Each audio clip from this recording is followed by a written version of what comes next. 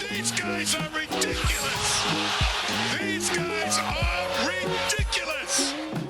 Now, how about them damn Celtics? And we are back with another episode of How About Them Celtics. Sam and I are here recording Wednesday, March 6th for some Celtics talk. First time we've had to talk after a loss in a while. If you want to recap to the Celtics-Cavs game, you can check the channel.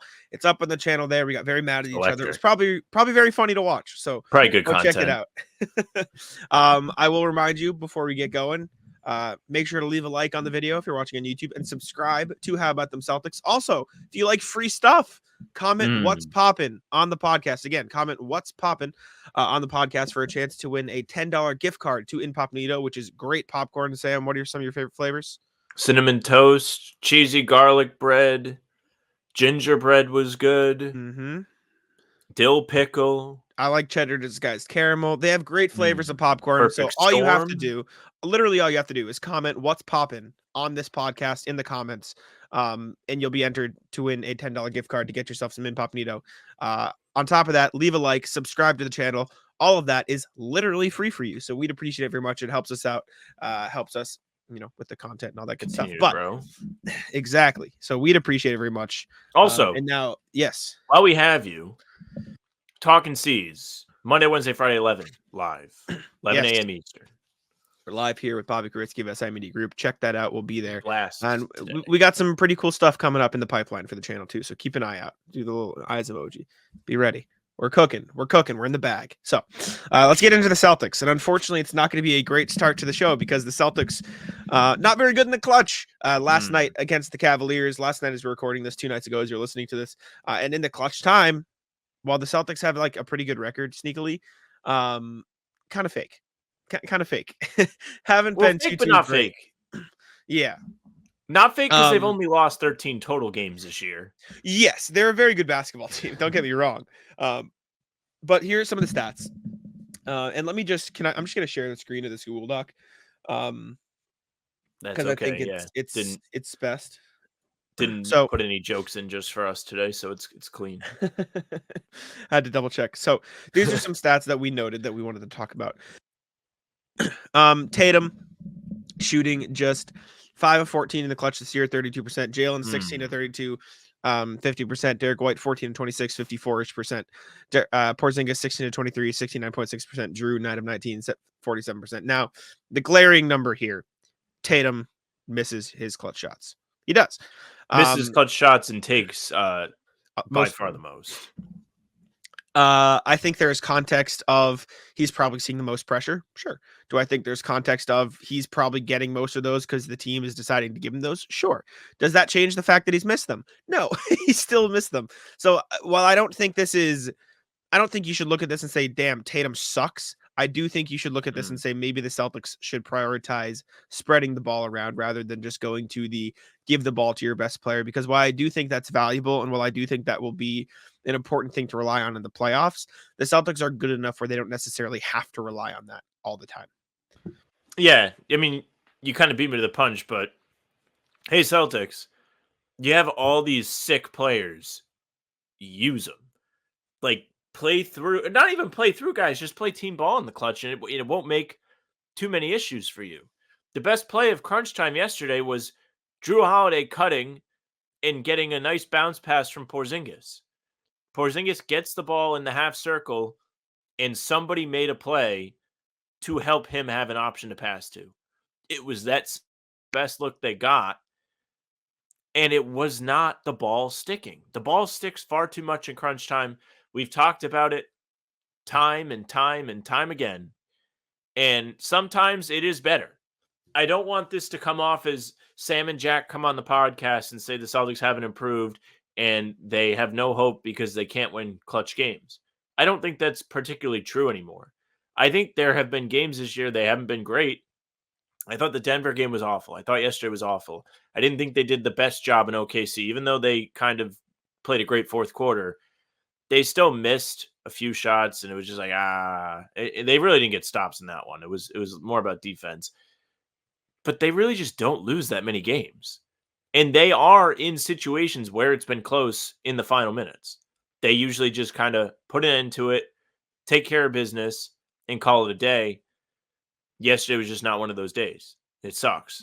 But I think it's unfair to say that this team has not grown since last season, because last year it felt a lot more like you could not trust them, and that just doesn't feel like it anymore. I do think less dribbles better. Yes. Don't need to see Tatum doing his sick between the legs, look at me dribbles. I thought he got decent shots yesterday, and we did the review on the game recap. We did the review on Talking C's. We've seen it. I don't think he was a problem yesterday per se. Yeah. If you really want to like point at something and be like bad, just be like last possession bad, and that's fair. Everybody can kind of agree bad.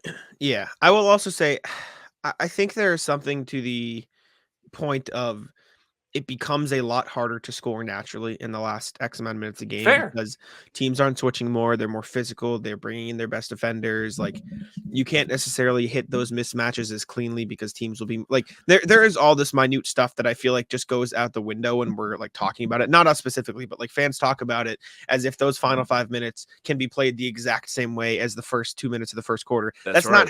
That's not really how basketball works. That said, it does feel like the Celtics are good enough where they should be working towards some of these better shots.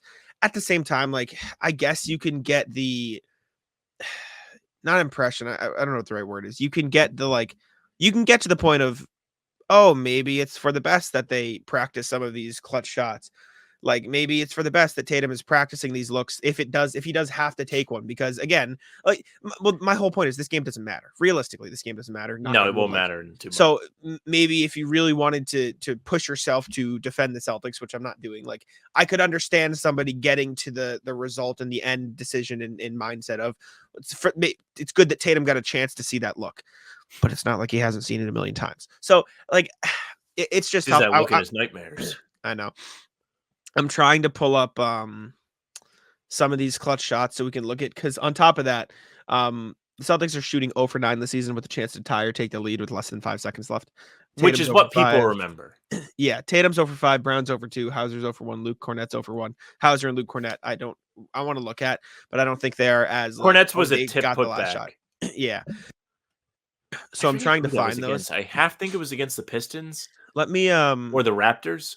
Let me put us in the corner while we search so we can search a little bit on the pod, because I found a couple Tatum ones, which we can look at the very least. Like this Warriors one, everyone remembers because it was frustrating. This was terrible. This was objectively a bad shot. This might be the worst of the season.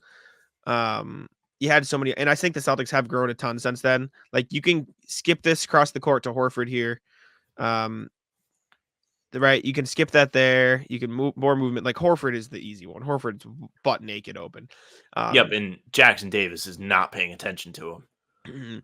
And Tatum has made these passes in the past. Like I don't want to sit here and act like he hasn't made these passes. Like he's found Horford specifically. Remember, I don't know if it was earlier this year or last year. Horford was in the corner twice, and he kicked it to Horford both times, and Horford missed the second one, so they lost the game. I don't remember. Do you remember the game I'm talking about? I don't. I would have to go find it, but I remember vividly it was a close game, and Tatum made the right pass to Horford in the corner both times, and Horford missed the second one, and so I think they ended up losing. It might have been Philly. I can't remember. I'd have to find it and explain myself by showing, but I do think there has been some progress, but these are the bad habits that have slowly like sunk in from last year. Here's another one. If we want to talk about a chance to tie or take the lead, whatever. This wasn't with less than 5 seconds, but I think this is a valid example as well. Like, look at this. This technically isn't the last 5 seconds because it's 5.3. What's the score? I can't see it on my screen. Oh yeah, here I'll move us up. Here. So they were down. They were down 4. Yeah. So it's not as thing, but I just wanted to bring it up. Nobody. Yeah, I just wanted to point it because clutch play, good Tatum play. So this is like my point of like, I don't think Tatum has been horrendous, like absolutely terrible. Like he's been far from perfect. Don't get me wrong, but room for I can look here too. Definitely, not the absolute worst. Looking here as well. Here's the Pistons one. I just have to search through because this is second quarter. It's really difficult to find. It's tough to find them. It is. Here's one that falls into the category. It's a sick pull up. Same shot as yesterday. Same result. Could he have gone elsewhere, though, is the question.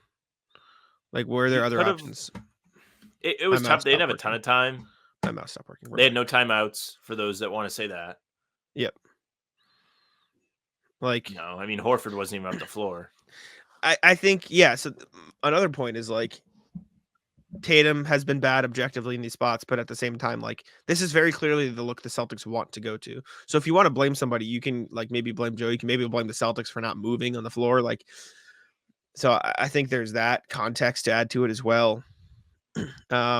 Here's the one that everyone loves that has all the extra context of they were playing for a foul because Tatum flopped so aggressively on that. They were playing for a foul. They didn't know if Denver was going to automatically foul, stuff like that. Everyone was talking about that after the game. I have to go to the clutch to find the other ones. Like I have to go to the page, but a lot of pull-up middies. that is the takeaway that we've seen. Which I don't hate as a shot. It's just maybe give somebody else a try. That is my take. I don't think it should always have to be Tatum. I understand that Tatum is a very well-equipped player to make the correct decision in that situation. He can pass the ball. He can dribble. He can draw doubles. But he hasn't really done the best job. We had that one play with Porzingis that we just looked at. Besides that, not overly impressed. Go ahead. I'm hyped. So on NBA.com, I didn't realize in the clutch time section, they have a thing for... I'm looking at last 10 seconds, so it's a little different than what you have. 3-point differential or less. So again, it's not exactly the same, but it's effectively like, yeah. And it is Boston Celtics. So last 10 seconds, 3 points, different or less, ahead or behind. Just so we have the tie in there as well. Or I'll do behind or tied. Yeah, that's what we want. Not when they're ahead. Yes. Okay. So behind or tied. In that case, Tatum's actually taken 6 shots, so maybe one was in the last 5 seconds as we had on the sheet. Brown has taken 2. Kristaps has taken 1, which I'm curious to see what that is. I think he made a winner against 1. Memphis. No, this is a miss on here, so I that's why I'm confused. And then Hazard has 1, so we can look through all these as well. I just think it's interesting because I feel like the feeling, which I mean, I said it at the top of the show as well, is that the Celtics aren't a good clutch team, but the numbers don't say that. But I feel like it's because they are not a good last 2-minute drill team. It's like football, like the last 2-minute drill. It feels like that's a good point. Because that's what I mean. Like people see this 0 for 9, and that's what we all remember. Because I remember Tatum throwing it off the back of the rim 3 or 4 times off of mid-range. I remember Jalen trying to take on the Timberwolves back in November and just like getting an okay look, but it didn't drop. I do remember the Hauser heave, but I don't remember who it was against. And I remember Luke missing the tip. Ratlistnba.com. Look at this. I go here. NBA.com has the absolute worst find the stats thing ever. It's so bad. I found the exact stats. Tell me this isn't the exact stats, right? This is everything we want. But they don't have the clips? They have the clips. Ready? Watch what happens when I click the clips. It shows me every single Tatum shot. Oh. What are we doing? How? How is that a thing? I despise NBA.com. I think I can probably still go like here. Like if I filter it down like here, I just have to do it like again, which is annoying. So let me go back to this page. This is sorry for you listeners, but I feel like this is an important part of the conversation. So we're going to go through and look at these clips. No, that's fine. And while you do that, me too. I think there's also a wrinkle to this where it's like, hey, we don't feel like the Celtics are very good in the clutch because they also will occasionally lose the stints that can just ice the game. Like yesterday, you can point to all the clutch time offense and all that, right? Where they actually didn't do a terrible job in the last couple minutes. Like Porzingis got some looks, and they actually did what I'm like always begging them to do is to give him the ball. Leading up to that, it was okay. It wasn't the greatest. They could have made some shots and got some looks to kind of keep the Cavs at like a distance instead of letting it get close and letting it blow up in their face. There have been plenty of times over the last however many seasons you want to look at where they have failed to do that. And that's the Celtics that everyone is remembering being like they're not clutch. So if you pull up clutch stats, it may not tell you that. And I think they actually need to rework the definition of a clutch shot. It's tough because I think there are several instances throughout a game that are technically clutch time just based on the situation and everything. But it should be like an 8-point game, especially the way the game is played today. Anything less than 8 points is pretty close. You have to worry about threes going in, and then it's a 2-possession game, and you have to sweat it. And maybe you stretch it out past the last 5 minutes. I don't know how you do it. But there are definitely games that are 8 points or more with 5 minutes to play, yet the execution isn't good and the misses are still happening, but they're not considered clutch time shots. Yeah. Like if you look in the playoffs last year against Miami, when they melted down in game 6, they were up 10 with 4 minutes to go. That wasn't clutch time, but the Celtics still didn't do a very good job. But it won't come up in any kind of, hey, look at this stat that I have. Football season may be over, but the action on the floor is heating up. Whether it's a tournament season or the fight for a playoff home court, there's no shortage of high-stakes basketball moments this time of year. Get in on the excitement with Prize Picks, America's #1 fantasy sports app, where you can turn your hoops knowledge into serious cash. Testing my skills on Prize Picks this season is the most exciting way to play daily fantasy sports. If you have the skills, you can turn $10 into $1,000 with just a few taps. Prize Picks is really simple to play, and I can make my picks and submit my entry in less than 60 seconds. Download the app today and use code CLNS for a first deposit match up to $100. Use the code CLNS for the first deposit match up to $100. Pick more, pick less. It's that easy. Yeah. So it's very finicky, but I found like effectively what we want. I'm just searching like control F for like the last few 10 seconds. So we saw the Golden State shot already, right? We saw the Detroit shot already. Did we see the Detroit shot actually? I don't know if we did. Okay, we saw the Detroit shot. This is the another Detroit shot that they are counting as a lot. Like this is last 10 seconds technically. And does he get fouled?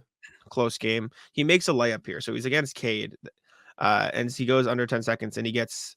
It was the goaltend. The goaltend. So this is the one make that they have in clutch time, last 10 seconds, tied or losing this year, which is ironic because it didn't actually go in the basket. So there's that. There's this one, which is the one we didn't watch this yet. Actually, tie game. Tatum with Cade on him. Gets to the super cool. This is literally the same shot as yesterday. Yeah, they take this. And for what it's worth, like, I'm not going to sit here and act like Tatum has zero space on these shots because this is the same as Cav ones. This is like, Tatum makes this like, what, 200 times every practice? It's just he's not making them when he needs to make them. It's a fact. So I think that's the more frustrating part is we like Tatum has made this shot probably close to 100,000 times in his life. But I do not envy Missoula. I will say that. Because he's going to catch a lot of that flat. How long is how many seconds is too short or not enough time to have Porzingis at the high post? I truly think that might be their best action at this point. I don't think you can have him at the high post with 5 seconds left. I feel like I don't think that's a crazy take from you. Like, I think that's fair. That's why I'm asking. I think you need at least 8-ish. To get something out of that. Because I think if you put him there with 5 seconds left, he's probably going to end up settling for one of those turnarounds, contested ones. And he's going to get blitzed, and there will be no consequence. Exactly. And while Porzingis is a good passer, I don't think he is necessarily like the best at like scrambling. Like we saw that once in the Cavs game yesterday. They blitzed the high post. I forget when it was in the game, and he just like fumbled, and he was like, "Oh, what's happening?" Because they don't usually blitz it. And so I feel like if they throw that pressure at him, I might be there. Continue to look at these. We saw the Minnesota one. From the high post then. Sure. Also could be possible. And then you get him. Probably not easy to get him the ball. Yeah. Also, I don't necessarily think this is definitely what's going to happen, but I also think there's like a non-zero chance that the Celtics are saving some of this just for the playoffs. Like that wouldn't. I'm serious. Like, it wouldn't be the craziest thing in the world. I'm laughing because I think it's a good point. Last year, and maybe it was only last year because that was the first time Joe was in charge. But Joe would always go to that, hey, Tatum's all the way at the other free throw line. Let's run him a screen, and then he can get downhill or pull up. And that play actually worked. That was one that actually got them buckets. The problem, I think, is they don't actually have any kind of play that they run. There is no movement. It's something you, Bobby, everybody has kind of mentioned where it's like, why aren't the Celtics other guys doing anything in this situation? And that may be where the biggest problem lies. And sorry to Tatum if that's not fair to always point at him because the shots are the same and they continue not to go in. because those other guys do have a responsibility to move without the basketball. It is tough when somebody's trying to create a shot and you don't know exactly where they're trying to get to and you don't want to get in the way. So I think they do need some sort of blueprint for late game. This is the play we're going to run with 10 seconds. We want to get a look for pick whoever. You could run some of those plays. This may sound really dumb, that they used to run for Avery Bradley, where they would either have him come up and get a handoff.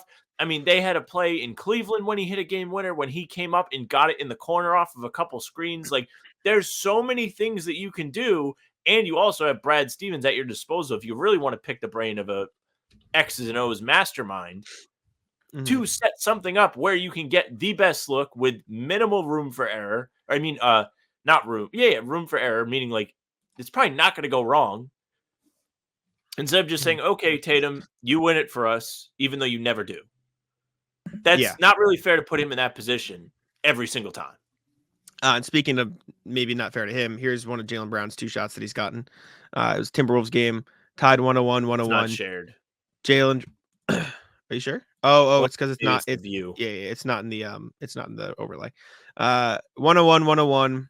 8 seconds left, dribbling against Jalen McDaniels. Anthony Edwards cuts off Tatum. So Jaylen Brown drives, takes a step back 3. It's open enough. Probably not the best shot that you want in that situation. It wasn't. He takes a step back from the top of the key. If anything, switch. Tatum take that shot. Jalen take the ones. Tatum's take the. You know what I'm saying? Like get There's JV 5 to the seconds mini. left. Not a bunch of time, but it remains true. They're all hanging out. Nobody's moving. And again, he creates space. Like this is a relatively open 3. Like it's not the worst shot, but it's just like correct. You could have worked for something better. Jalen has made shots like this in the past at this very like clutch moment. Yep, which is the fine. Rockets game. I mean, that was more catch. Rockets game, the Utah game, years and years ago. Like it's happened. I remember. And then I have to like scroll through these pages and Control F is 0:00 to find them. There's this one against OKC. Maybe this is the one.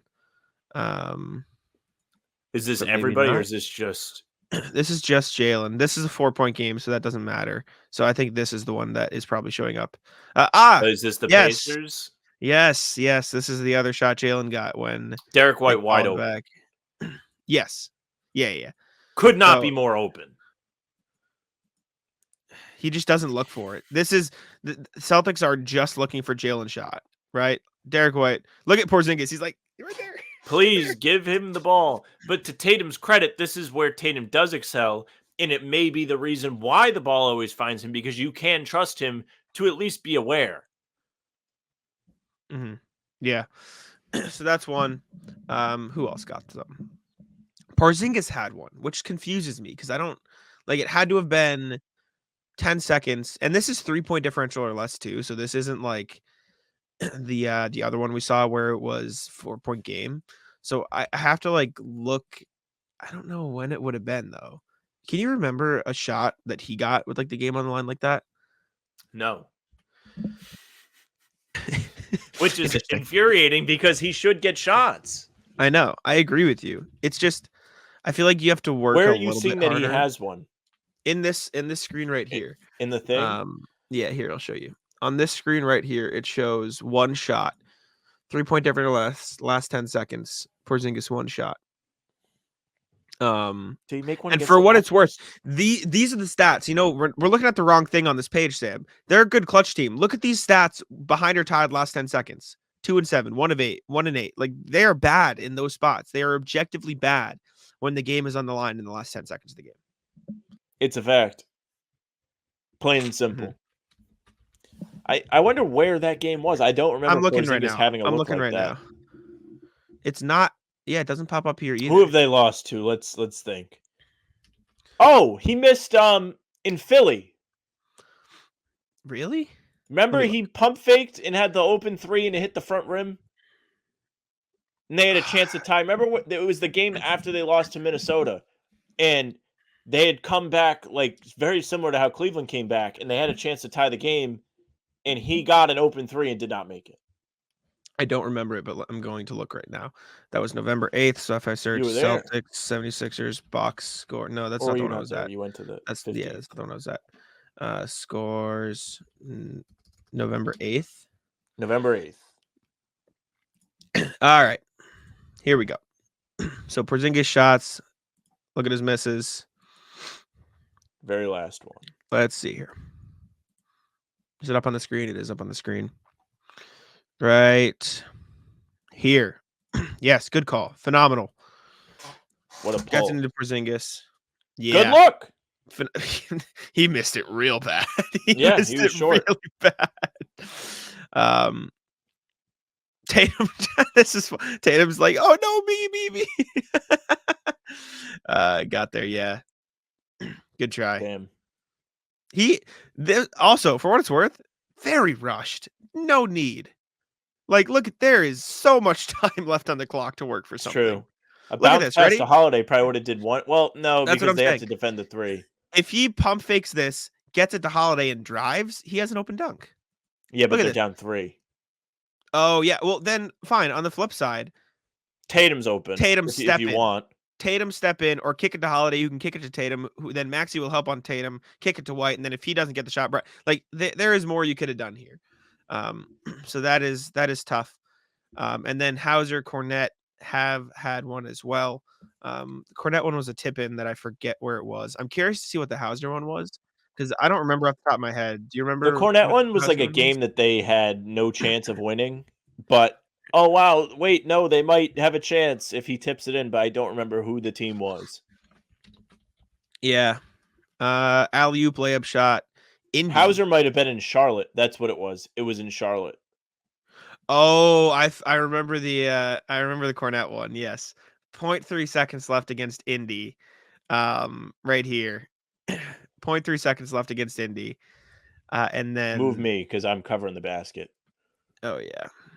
Hold please. Sorry, YouTube viewers. I'll do it. I got it. Okay. It'll take me 2 seconds. Here we go. There you go, YouTube.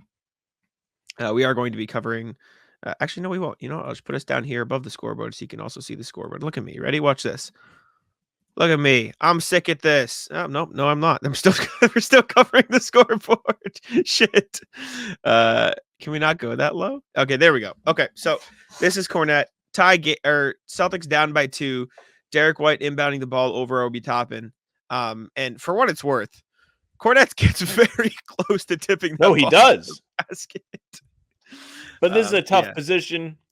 0.3 seconds. There is no nitpick for this. I'm waiting for the people. He got fouled. That's close. That was a really good try, and he knows he almost did it too. That would have been electric. And then the Hauser one. Again, Charlotte. Was it Charlotte for sure? Yes. Okay. I'll find that real quick then, and then we will. It was like a crazy no winning situation for him, I think. Yeah. 0-0-0. Milwaukee game. No. No. Sorry, I just have to like go through all of the pages. I can't just like pop it up. Yep, I got it. Good call. God, if you click on the person's name, it doesn't click the clip, so I have to. It's this stupid fucking website is so whack. Here we go. I've got it. Don't worry about it. Here is Sam Hauser's magic game winner. Ball starts in Tatum's hand again. 7 seconds left. Has Hauser on him. I remember us going after this. Yes, I remember going or us talking after this game. This was Hauser's fault because this was a phenomenal play. Tatum has the ball.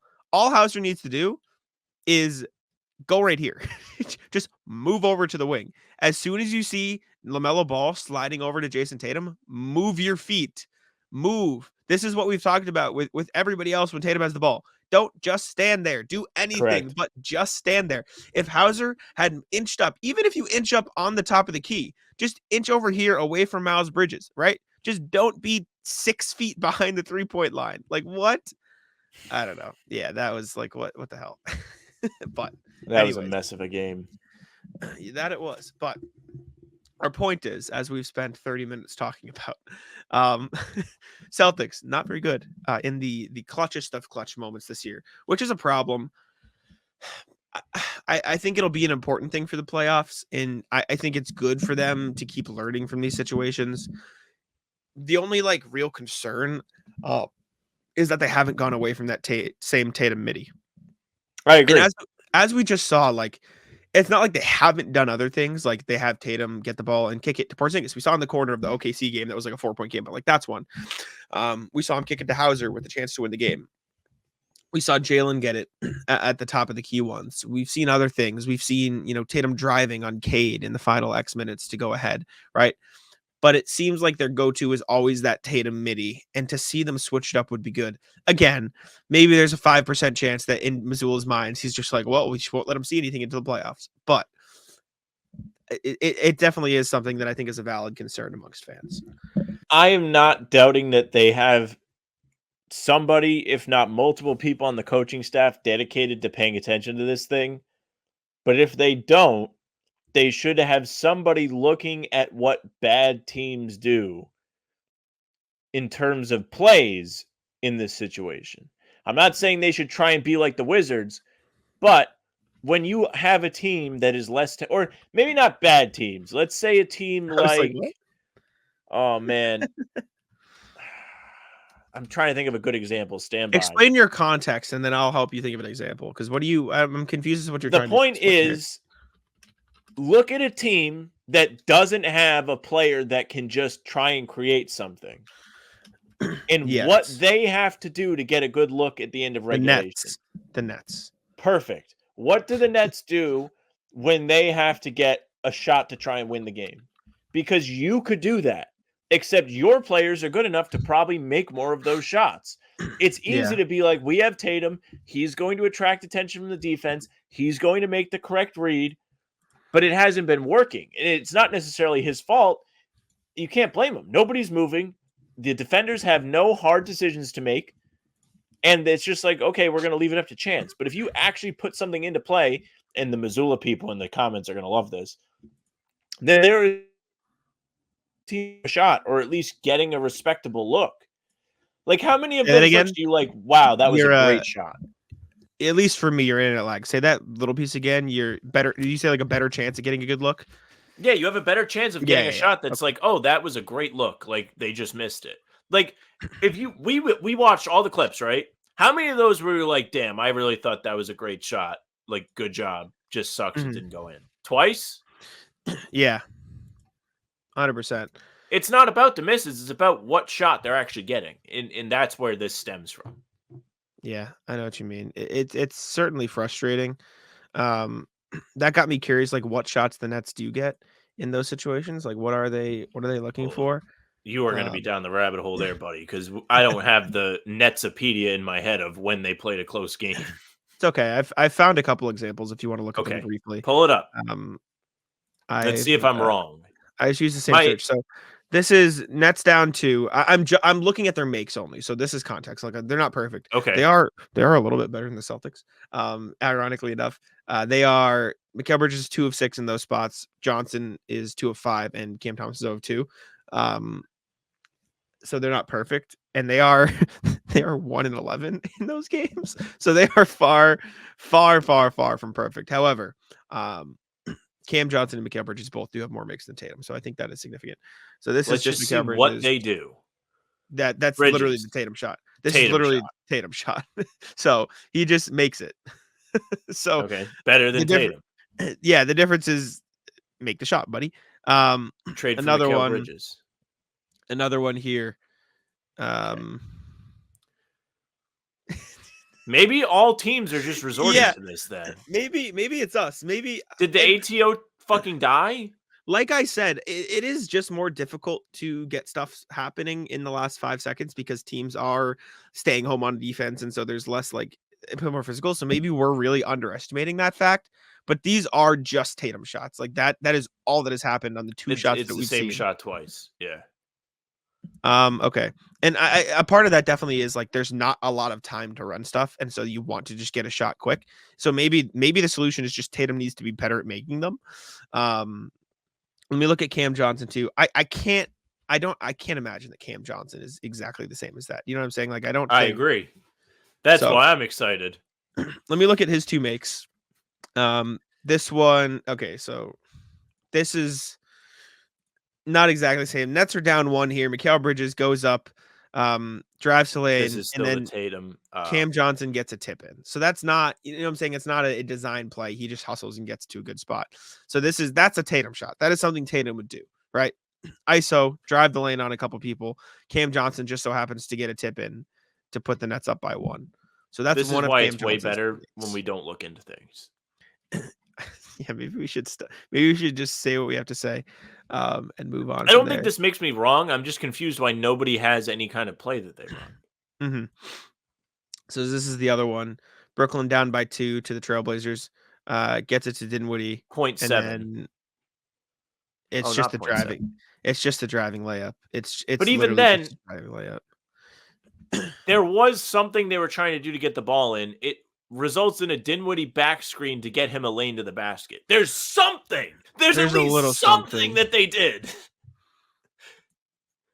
Yeah. Weird. I don't know. maybe we are. In that action that they just ran is somewhat similar to what Tatum was getting last season. Year. Yeah. I don't know. Just be better. We're not stupid. This is not a bad take. I just don't know why teams don't do this. I know. If you went back like 7 years, there would be probably like a plethora of this. I could be wrong. I don't know. I don't know. We'll see. Let us know what you think of this, because I think it's like not a bad idea. I'm like kind of stuck on it. I don't want to talk about it forever, but yeah. Maybe we'll do another deep dive into what other teams are running at some point. Maybe it's an article. But, Celtics, the good thing at the very least is they have been more accountable this year.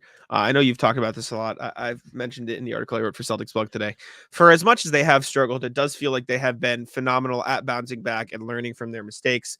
Well, they may not have necessarily learned about the exactly taking the shot in the final 5 seconds thing. Yeah. They have been learning. They have been growing. They've only lost back-to-back games once this year. Now, even after this game, Porzingis was like, this is a good loss for us. We can learn. And Brown was like, today matters. Whether everybody wants to throw it away or not, we got to look at film and address stuff because it matters. So W for that at the very least.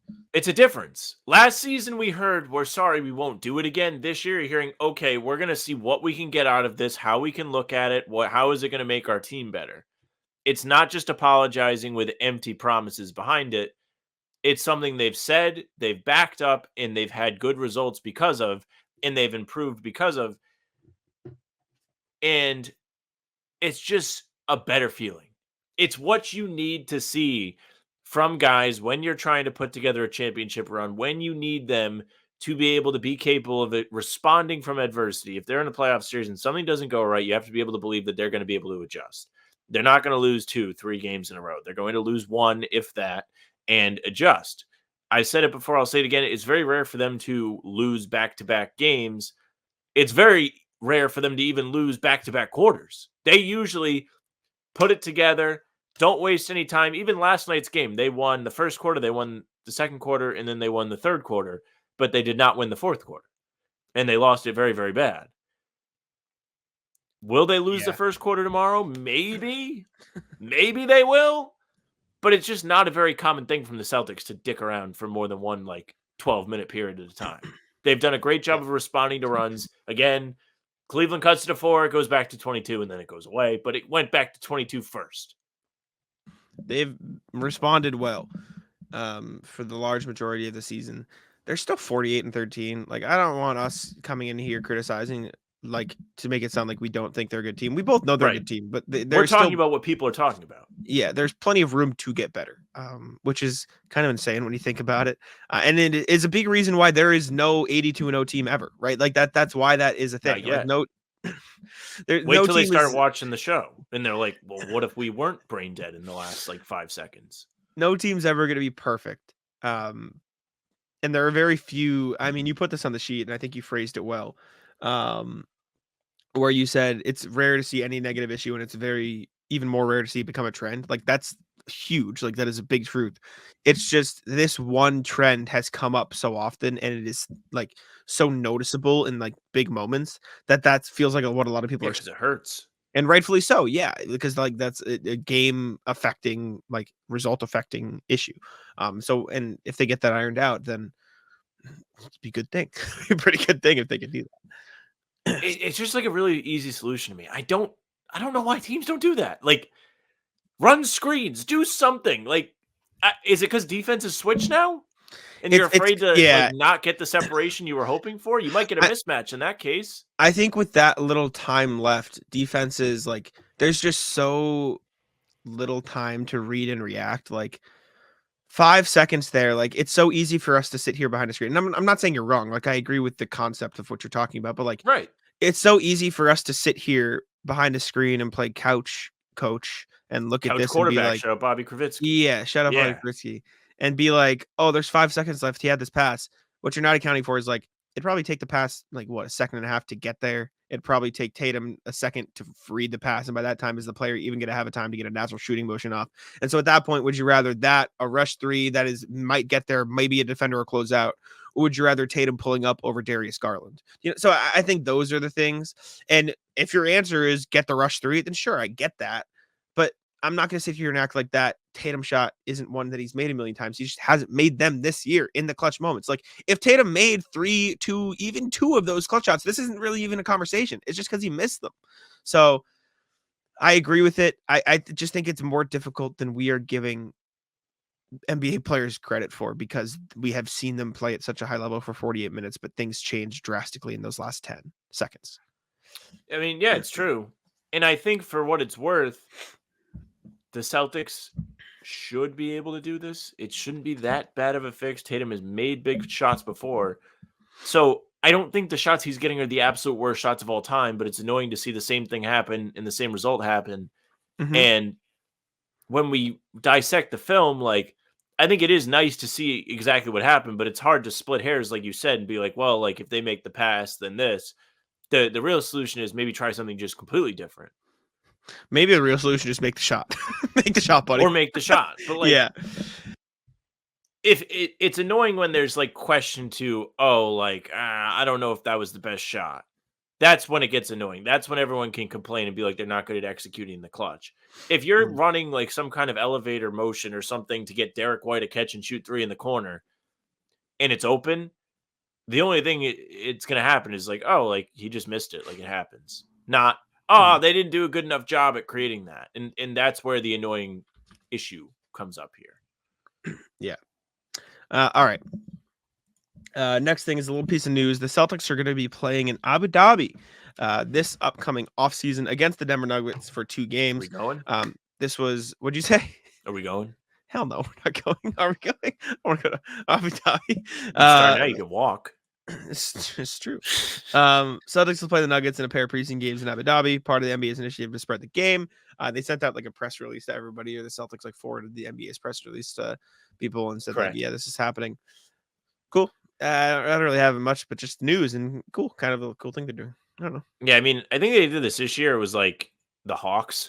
So I was about to start talking, be like, this is really cool. You know, the NBA wants the Celtics to be the team that represents them. It's a respect thing. Denver's going too.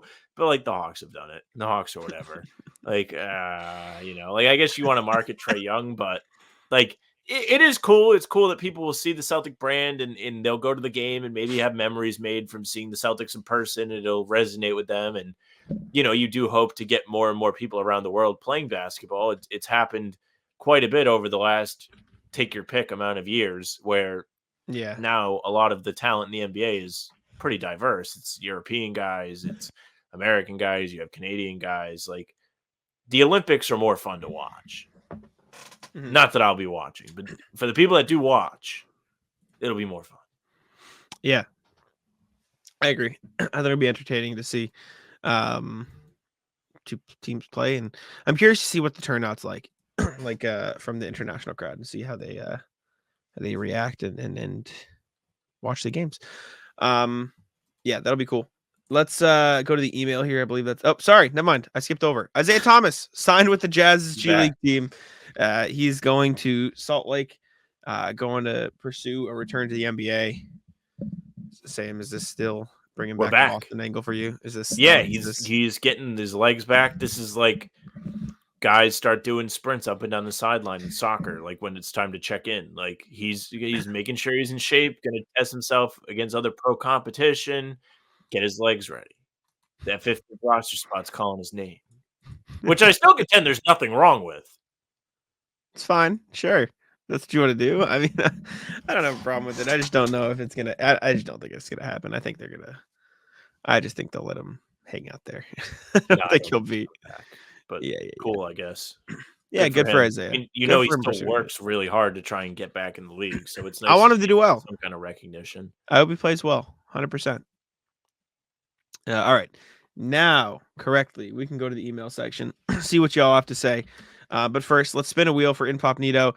We said it at the start of the podcast, so hopefully we'll have more next time. However, we do have one today. And if you won already, I can't remember if you did. Joshua Vachon, did you win already? I don't think you did. I don't know if he won. So I don't remember. If you haven't, congratulations, Josh. You just won yourself some Incognito. So, Josh, send us an email at hbtcpod@gmail.com. hbtcpod@gmail.com with your name and phone number. We'll get you hooked up with a $10 gift card to Incognito again for a chance to win a $10 gift card. Congrats to Josh. All right, let's get to the email here. First one from Proud Asher. Sam, had fun. Sam play Sam today. Would love to get Sam's opinion on Garland's ankle breaker on Sam and whether you think it was clean or not. So, Sam, thoughts? Quit calling him Sam. Next question. He called both of them Sam. I hate it. Stop. Thoughts on the ankle breaker? Sick. I used to really hate ankle breakers because I used to think it would discourage people from trying to play defense, like the amount that is put into it.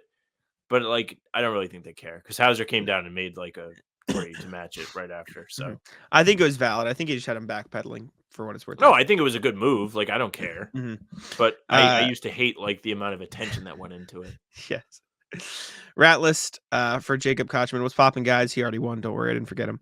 Ratless Dean Wade. Dude turned into prime Steph for absolutely no reason. Did they switch powers for the week or something? Best Jake. Yeah, that wasn't not fun to watch. he started making them, man. Self-loathing white guy. I'll tell you that. Started making them. From RJ. What's poppin'? Say it with me. Clearly, we're the worst 48-13 team in the league. Even guys, they quite literally are because they are the only 13. I've been saying it. Ass. Evening, guys. Yeah, losing tonight sucked, but everyone is healthy. I'm not going to try to play team psychiatrist, but some of the things I noticed throughout the course of the game. Cavs defense from the start was committed to meeting the Celtics early in each possession, along with staying in front of their man. As a result, the Celtics were able to drive to the rim. Cleveland made a lot of good contests that led to layups coming at odd angles, along with the shots that rimmed out in the first quarter. C's also had a lot of shots that hit the front of the rim all over the floor, some from defensive pressure, others for no reason I could see. Fourth quarter was by the numbers. Was the Celtics losing the Missoula math game thanks to Cleveland getting open enough looks on their three. Celtics were 0 of 8 from distance, 8 of 17 from inside with one free throw. Cavs were blistering 8 of 11 on threes, 3 of 4 on twos, and got 8 free throws to make 4. Celtics didn't help them. Rebound, by the way. Yeah, just Dean Wade. Yeah. Celtics didn't help themselves as they tried to combat Cleveland's shooting by trying to take the air out of the ball instead of attacking. Coach Missoula likes being able to teach after defeats. This game should have a fair number of lesson plans. Again, losing sucks, and giving up a game like this doubly so. But to anyone who wants to panic, do it elsewhere. Be well. RJ, yes. Feeling better with a post-game meal. W. What'd you have? Tell us in the next time in the comments, I guess that's next time. Yes. Let us know what you had for dinner, RJ. All right. Let's go to the NBA section here. See what is going on around the league. See if the world is falling now that the Celtics have lost. So we can check and see if they've fallen down the standings at all. Spoiler alert, no. They are still the best team in the league by a wide margin. Celtics sitting atop the East with a comfortable lead, still 9-1 in their last 10, 48-13 with a 7.5 game lead over the Bucks, who have won 6 in a row. Bucks are climbing. Picked up a big win last night too, so respect to them. They beat the Clippers. Cavs there as well, 5-5 in their last 10 though. Magic have climbed the 4th. Sam, Magic are 4th. That's what a season the Magic have had. Just straight up roller coaster. They were good, and then they weren't good, and now they're good again. Boy, 8-2 in the last 10. As of the Eaton, the crazy part is 4 through 8 right now is Magic, Knicks, Heat, Sixers, Pacers, and that is a 1.5 game difference between them. Sixers in the play is crazy looking. This race for, first off, home court advantage in the first round at the 4 seed versus play-in versus not even home court in the play-in, like that is very tight. That is going to be very fun to watch down the stretch. It would be pretty fun if Embiid came back and they played Milwaukee. Yeah, that would be very sick. That would be very sick. Slugfest early on. Bulls and the Hawks are down there scrapping it out with the Nets and the Raptors for 9 and 10. Hornets, Wizards, and Pistons. Wizards now 15 in a row. That's right. Huge. 12 more. 12 more. W. That's what we want. Timberwolves, Thunder, Nuggets now still scrapping it out for top seed in the West. Clippers there too, 3 games back though. Pelicans sort of separating themselves, although Pelicans are 1 game up on the Suns, who are 1 game up on the Kings, who are 1 games up on the Mavs, who are half a game. 4 through 10 in the West is a 5 through 10 in the West is separated by 4 games, but they are all right on top of each other right there, with the Warriors rounding it out in 10th right now, half game behind the Lakers, I should say. I hate the Lakers. Shocker. Despise the Lakers. Who would have known? But yeah, that's what's happening around the league right now. Catching up on some transactions briefly. A couple things have happened. AJ Lawson signed a 4-year extension with the Mavs. I don't know why I put that on here because it's not really relevant, but 4 years. 4 years just seemed like a long contract to me. I was just like, damn, 4 years is like a long. All this talk about Luka not having help. This is true. Kelly Olynyk got an extension with the Raptors. I think it was 2 years, 27-ish million. So he's getting paid, getting his money. Patty Mills, buyout guy, gone, signed with the Heat. No longer an option for Boston. And then Taj Gibson signs a 10-day Sam with your Pistons. Yeah, I had a little Twitter chat with Harrison from SB Nation this morning. Mm-hmm. Pistons are getting their troops ready for that March 28th meeting with the Wizards. They're ready. And the context would be Washington would be losing their 28th straight game if they had not won up until that point. So the Pistons want to be ready. And Taj Gibson gives a nice dose of veteran leadership to their young core. Wouldn't be bad. It is, as it was pointed out to me, more than 2 10-day contracts away. But who knows? Get them in there. Get the boys rolling. Pistons are officially back. Yeah. All right. Next thing. Not NBA, but Caitlin Clark just broke the record for the most points ever scored in the NCAA, which is like, that's fucking insane when you think about it. And also put on here sports reference.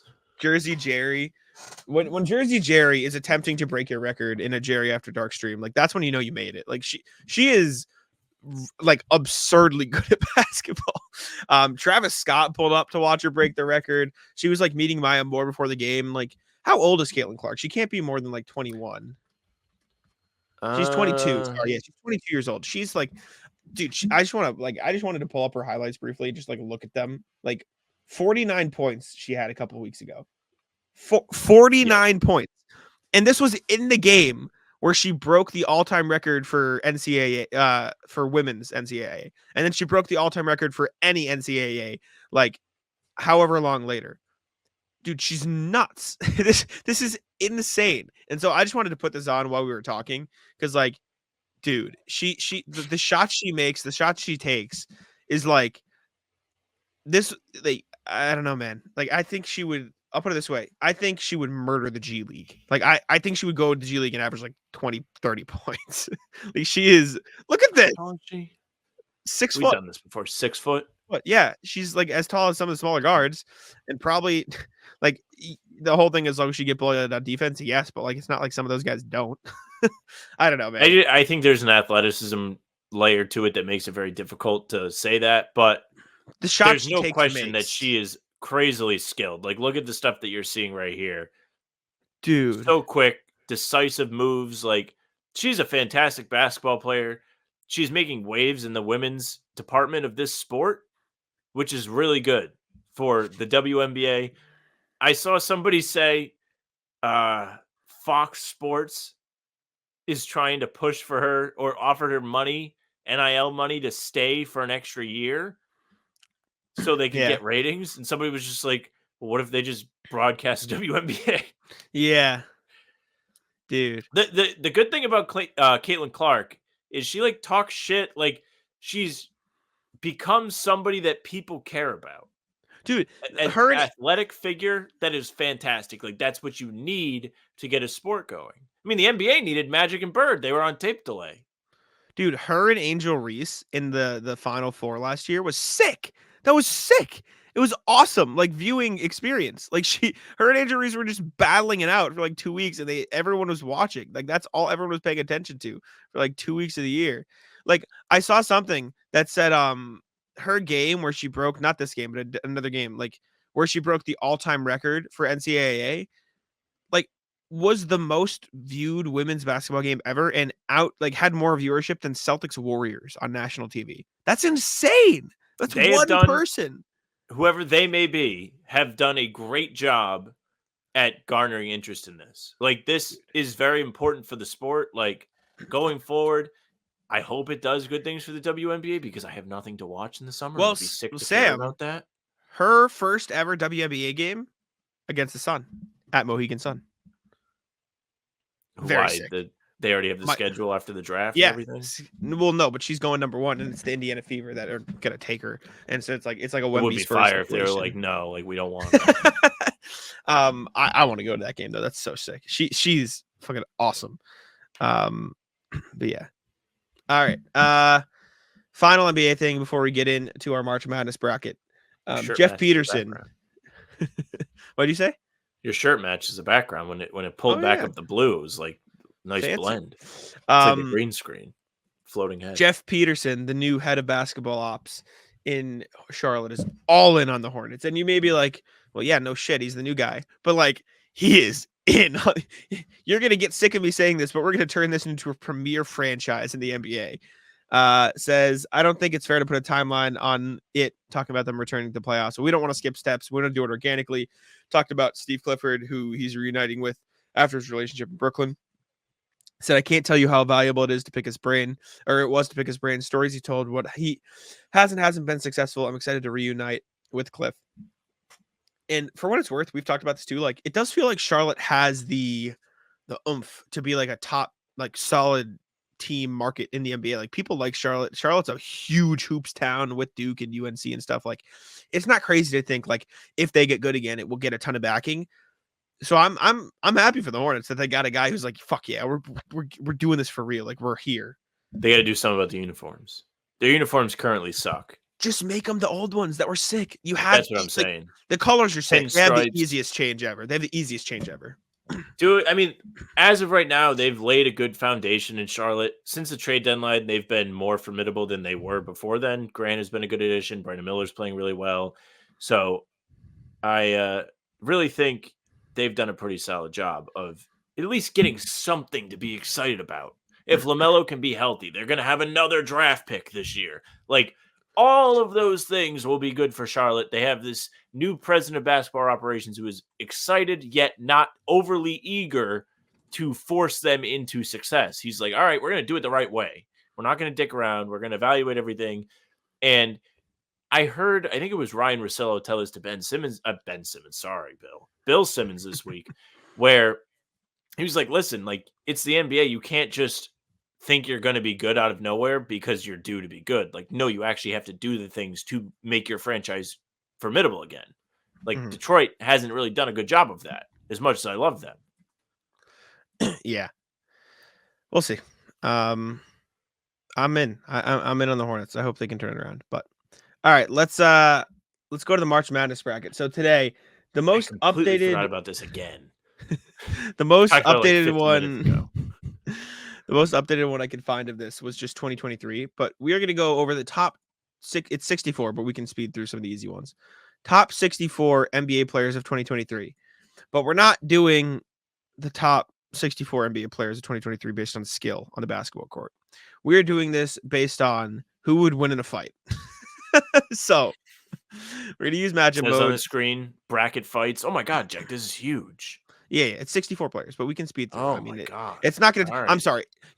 It's so Sam. This is going to take a long debate, huh? Paul George or Anthony Simons, who wins in a fight? We're going to get ourselves into trouble. Yes, we are. Absolutely. Paul George. Who wins in a fight? There we go. Absolutely. Paul George wins in a fight. Easy. All right. Next, Anthony Davis or Miles Turner. Now, I wouldn't pick either of these of all the big men in the world. One, injury issues. One, I don't know. I would probably lead. I'm tempted to say Miles Turner here. Am I crazy? My initial lean is Miles Turner. Anthony Davis is notably soft. Didn't want to play the center spot for We're going with it. years. Like, Fuck it. doesn't Miles have the Turner. grit. LaMelo or LaMelo's made of Fox? glass. Fox beats the shit Fox out of him. beats his ass. I think Jimmy might end up winning this. Of course, really? You really think Jimmy would? Jimmy's Yes, a of dog, course. dude. Jimmy, I think Jimmy could win the whole thing. RJ or Tatum? Tatum would beat the shit out of RJ. You see those Tatum shoulders? Tatum wins. DeJounte Murray would win. Absolutely. Right? DeJounte Murray's really skinny, though. Yeah, but I just think I don't know. I think he'd beat him. I'm happy to concede if you want to go. Harden's like, it's hard for me to like back him in this because he's just like kind of lethargic. But I don't know. I'll go Harden. No, I'll back it. He's bigger. You're right. Sorry, Trey. You weren't making it past the Trey first round, Young, brother. get ready to learn the ground, buddy. Yeah. LeBron. I know you don't like him. No. No. Markkanen is in the Finnish military. No. He would not beat LeBron James in a fight. No. Siakam or Cade? Siakam got the spin kick. Okay. We saw him kick Tice in the face. This is a phenomenal matchup. This is amazing. This is Randall would beat him. Yes. That matchup. He may not be coordinated like dribbling a basketball, but that man is built. Make no mistake. He's a large dude. Chris Paul is scrappy. Sorry, I clicked off for a sec. I'm here. Yeah, I look. You think Chris Paul would find a way? I think Chris Paul would. Like he's like had to be a bulldog his whole career as being like a 6-foot guy. Aaron Gordon's a dog, dude. Aaron Gordon will win. He's a dog. Yeah. I feel like Kawhi is sneaky. Kawhi's sneaky. Yeah, Kawhi's like the guy. He doesn't say anything, but he would beat the piss out of somebody. I think Zion. He's just got more mass. I think the bigger guys usually have an advantage here. Jokic gets a bye because he's Curry got a bye. There. Yeah, but now he's just done, so it doesn't matter. Well, I'll say this about Curry. I don't know if I want to reverse this or not, but part of fighting is having really, really good cardio.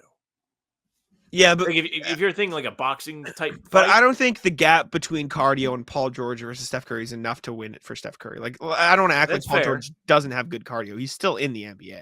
That's true. Professional, nonetheless. I low-key think Fox would win this. I don't know. You gotta think reach without him. I don't know, but but he's quick. Fox is so fast, and he is a built guy. He's left-handed, southpaw. What do you think? This is a big waste of time. Fox. Jimmy. Moving on. Harden or McHale? McHale Bridges got some long arms, dude. Yeah, this is where the reach advantage comes in. I agree. LeBron, he's so big. That's my thing with Laurie. I think Chris Paul would win this fight. I'll roll with you. I don't know, man. I just think there's something about it. Like he has no business, but he'll find a way. He'll bring like it's when the wrestlers like come into the ring and have like the steel like knuckles, and they find a way to cheat. Like that's what Chris Paul would do. Would cheat. He would use a chair. This is like the quiet battle of the century. Gotta pay respect to Kawhi. Aaron Gordon, Kawhi. Yeah, okay. Jokic versus Jokic. Zion. Yeah, Jokic would win. Jokic might win. It's gonna end up being Jokic versus Jimmy, I think. Paul George, De'Aaron Fox. I think Paul George is a tough guy. I'm gonna roll with him. He's the prototypical NBA player. Jimmy. McHale. The buddies. I think LeBron beats him though. I think you get to this point. Sorry, Chris. I think it's just Braun. Jokic, Kawhi. Jokic is his brothers. His brothers. Jimmy beats PG. You want to talk about pro wrestling? His brothers would run in and defend him. Jokic. You think Jokic still? Okay. I think Jokic loses to Jimmy, though. I think Jimmy wins. Okay. Put Jimmy's Jimmy a dog. through. Jimmy's a dog. Okay. Yeah. Other side, we'll run through here. Drew Holiday, Jaren Jackson. I think Drew's tough. Yeah, I think Drew wins. We're biased, but yeah. Dame versus Tyler Hero, get ready to learn the floor, buddy. Nick Claxton versus Donovan Mitchell. Claxton's man. long. He's skinny, but he's long. I'll say for length. Yeah. Even though Mitchell is very strong. Ingram versus Devin Booker. You want to talk about length?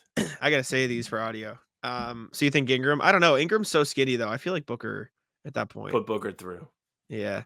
Andrew Wiggins versus Kyrie Irving. Wiggins. I'll go Wiggs. Levine versus Beal. Jesus, pillow fight. I'd say Beal. I'll go Beal. Yeah, Beal.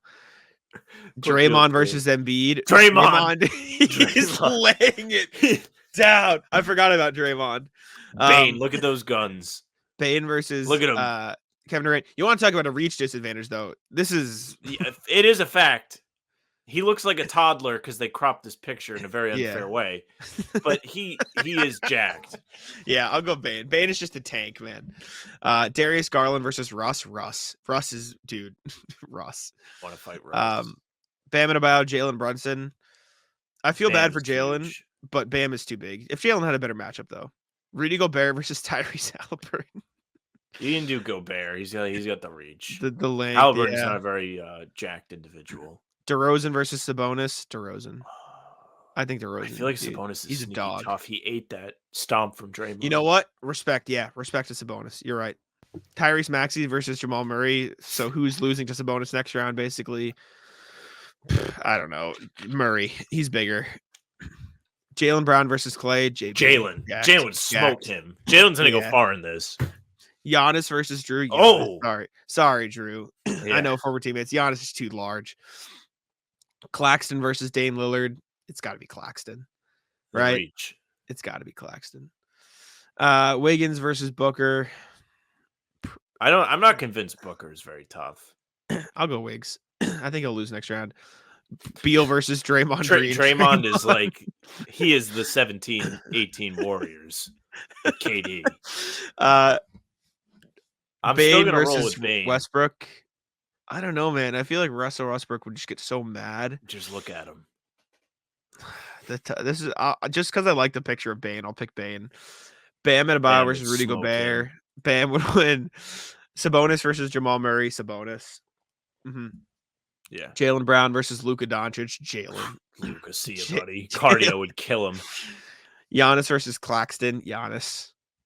Right? Yeah. Giannis is not only long, but he's extremely jacked. Draymond versus Andrew Wiggins. Wiggins. See this one in real life. Yeah, next up. This one isn't out of the realm of possibility. Desmond Bane versus Bam. Bam's too long. This is where it comes in. Bam's long and jacked. Yeah. But if you want to keep Bane through. No, you can do Bane. Okay. Jalen versus Sabonis. Ooh. This is a good one. This would be a good one. I think Jalen would take it, but not by much. I'll put the green glasses on and say Jalen. Look at them arms. W. Giannis versus Draymond would be. Draymond is probably going to win the bracket. Draymond over Giannis. Bam versus Jalen. Oh, the buddies. I might go Jalen. I'll do Jalen, but Draymond is going to beat him. So Draymond is going to beat Jalen, though. Yes, and then, dude, Jimmy Butler versus Draymond finals is electric. This is steel cage, like main event. I think you got to say Draymond from the sheer. I think experience. Jimmy though. I think Jimmy would win. We actually need this. It would be disrespectful not to have Draymond win this, though. So disrespectful to Draymond not to have him win the fight bracket. Yeah. Yes. He's only been laying the seeds. He needs it, man. He wants it. He just wants it more. He does. He's put in the work. All right, let's do rat list here. What you got, Sam? Kick us off. Rat list, Girl Scout cookies. So Girl Scout cookies have entered my home. They're here and they're being eaten. Yeah. Girl Scout cookies, by the way, which only show up like once a year. Do you feel the same way? That's the point. Why is that the point? Well, it's just like a yearly thing the Girl Scouts do. Like they sell Girl Scout cookies. Like that is. Yeah, but if the Girl Scouts had any business sense, they would just make that a year-round thing. You're not wrong. I do think I feel like they sell Girl Scout cookies in stores. No, or is it just? I don't know if they do. I think it's only like a seasonal thing, and I don't know why it's this time of year. Yeah, I don't know. So is the rat list just that you were eating them a lot? Yeah, I had 4 Samoas today. Samoas are good. They are fine. Those are the ones with the coconut, right? Yeah. Those are the best one. Those and the peanut butter ones, but not the the ones made of peanut butter, but like the peanut butter ones covered in the chocolate with like the smooth peanut butter inside. Too. Those are the good ones. The like peanut butter cookie ones, like out on. Ratless, my dog, who just decided to throw up in my room yesterday. Oh no. Yeah, she just vomited everywhere, and it was not fun. But now I have this super cool air freshener, which What smells, scent? smells really good. Ember. Ember, like burning? No, I don't really know how to explain it, but it's good. As I say, you think they wouldn't like have a burning scented air freshener? No. I don't really know what it is, but it smells good, so I'm not gonna complain. I'll tell you what. Speaking of animals, Ratless the cats. So, as mentioned previously, I don't know if it was actually on a pod. It might have been on in passing on Talking Seas. One of the cats has perished. Squeak died last Monday, and he's been buried and everything. It's very sad, but he had a long life. He's fine. It was his time. But Well, he's not fine, but since he has passed, the other cats have become like kind of like Succession, where they want to be the next like head cat. oh, was Squeak the head cat? Well, he was the oldest, so I think they all like had like this respect for him. But now there's a lot of pissing going on in the house. Come home from my run today to see one of the cats just piss in the sink, which is, of all the places to piss, the best place besides the toilet. But like still, like just in the sink where we wash dishes, like you're gonna have to smell it. My dad stumbled upon like this big spot near like the back door, like a lot of pissing happening in the house right now. That is very funny and very unfortunate, but very funny.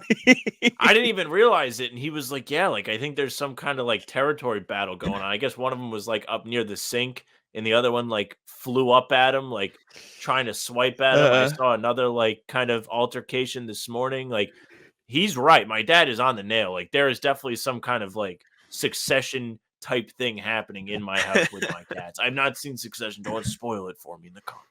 I've only seen like the first 5 episodes, and then I got distracted. I saw the first season, and then I don't know. I got busy or something. I got distracted. Yeah, it's tough, man. It's brutal. I can't watch those anymore. Ratless, the New Balance track, because we were gonna play ball. We were gonna play ball, and then it was like, nope, we're filled up. No ball in the whole month of March. Fuck you. Talk about March Madness. That's what I'm saying, man. Now we're mad as hell for all of March. We do have our first game though Sunday. I'm very. We do. pumped. Yeah. I'm super. Do we know a time yet on that? No, not yet. It's gonna be after 8 p.m. Oh, late. Okay. Yeah, they're late. If we're lucky, Jack, we'll have like one of the Celtics games where it's like 6, and we won't have to miss the game because it'll tip at 10. God, yeah. Well, I might have to miss it because it takes me an hour to get there. Maybe, but you might get lucky. We'll see. We'll see. That means I'll have time to. I can drop Henry off at other ball and then go to our game. Henry's hilarious. And Henry maybe ride stuff is like evergreen funny to me. It's tough, man. I feel bad for him. It's not his fault. I don't really have any other good ratless. I can ratless myself because I found this super cool in my desk that I apparently leaked, and it was just like stuck to my desk. You're starting to clean up for the move. A little bit, not really. My room is still gross. I cleaned up my desk area though, like last week. So I like cleaned up all the Chick-fil-A sauces and all I the need to trash and other move stuff. a desk in here because I have like this shitty plastic desk just for my work computer, which is fine. It serves its purpose, but I want to move in like an actual desk. So I, you know what I did get when I'm at home. So I think I said this on the pod. I was using my Xbox as a footrest for the longest time. You like, told me that, and you got yourself like a little thing to put like a I footstool. did. Look, I've got this little like footrest thing. Just now. a box. Yeah. Oh no, does it open? Yeah, it does. That's good. Yeah, it's good. So I'll bring it where I'm going, whatever. But it just sits Put under your my desk. Chick-fil-A sauce in there. I thought of that. I genuinely thought about doing that, but I didn't. That's kind of nasty. Ratless my feet. So right now, I am coming off an ankle injury, which is not that fun. My ankle's okay, but it's definitely weak. Like I can feel like it's not the greatest feeling. I don't feel like I have like the same stability. I'm not hurting. It's a little stiff, but I'm all right. The problem is I am doing 2 sets of physical activity with my legs, which is running and playing basketball. For those activities, I am currently breaking in 2 different pairs of new shoes. I have new running shoes and I have new Tatums. my feet are in a world of pain. When I'm out there, it's just like the, hey, you have new shoes feeling, and it is not fun. Yeah, that's tough. I don't think I have anything else. Anti-ratless Valorant right now because they just reset ranks, and so it's like a new season of Valorant. So it's like you get that itch to grind again. So I'm enjoying myself. I'm having Speaking a of really video good time. games, Yeah, Spider-Man update tomorrow. you must be pumped. I'm a little excited. I'm Celtics don't play till Spider-Man. 10 either, so you got some time. Yeah, I'm gonna have time to play Spider-Man tomorrow. Yep. I actually Yep. kind of prefer the late games with the Celtics now, because it's just like my day is less condensed. Like I have more time for nothing, like to do nothing. I don't have a lot of nothing time. Yeah. I don't do as much as you, but like I still have my job that I have to like go to and stuff.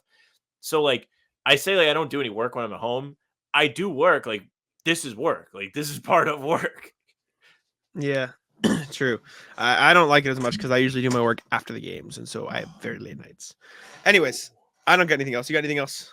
No. All right, we'll wrap. Thank y'all for tuning in. We appreciate it very much. Make sure to subscribe to How About Them Celtics and leave a like on the video. It would be super cool, and it's free. Comment what's popping on the pod as well for a chance to win a $10 Incognito gift card. Let us know what brackets we should do for the rest of the month of March. So yes, thanks for tuning in. Comment your suggestions. Jack had yes, a big boy brain bracket today. Pulled it out of my ass last second, but I'll let Sam take it out. Good idea. Yeah, thank you very much for watching. Subscribe to the channel. Let us know that you liked it with a comment. Leave a like. Hit the notification bell so you don't miss any of our daily uploads. We're coming at you Tuesday, Thursday, Sunday with these full pods. Talking C's Monday, Wednesday, Friday. For now, live all 3 days at 11 a.m. Eastern, so you want to be there. Good turnout this morning. We'll be back Friday, so you want to come hang out. We're live also a half hour before every single game. Tonight, 9:30 start for the live show because the 10 p.m. tip in Denver. But we'll be here. And we'll have a game recap the day after any game. You can also find us on Spotify and Apple. The pods and game recaps are there. Follow us. Leave a 5-star review. The email, hbtcpod@gmail.com, is a great way to get in touch with us. We've read the emails, say we had a few different emailers. My goodness.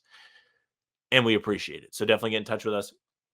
How About Them C's is the social for Twitter, Instagram, and TikTok. Facebook is the name of the podcast. The streams are there and on YouTube and also on Twitter. Jack's Twitter's at JacksMonNBA. Mine is at Sam LaFrance NBA. That's it for us. Bye.